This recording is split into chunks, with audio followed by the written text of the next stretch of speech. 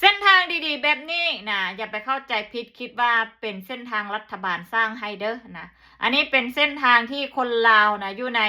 สหรัฐอเมริกาส่งเงินนะบริจาคมาสร้างให้กับบ้านต้นเพิงเมืองห้วยทรายแข่งโบแก้วนะถ้าไพเจอเราได้หันเป็น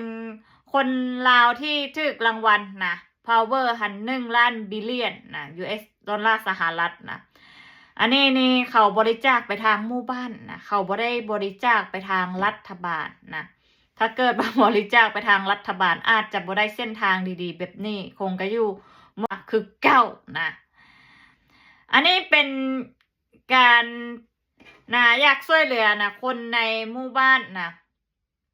ของนี่แหละบ้านต้นเพิงนี่แหละนะเห็นบ่นะถ้ารัฐบาลนี่บ่ได้เด้อนะได้แต่ความลำบากนะถ้าอยากได้ทางดีต้องจกเงินสร้างเองแต่นี่โชคดีที่เขาบริจาคสร้างให้นะ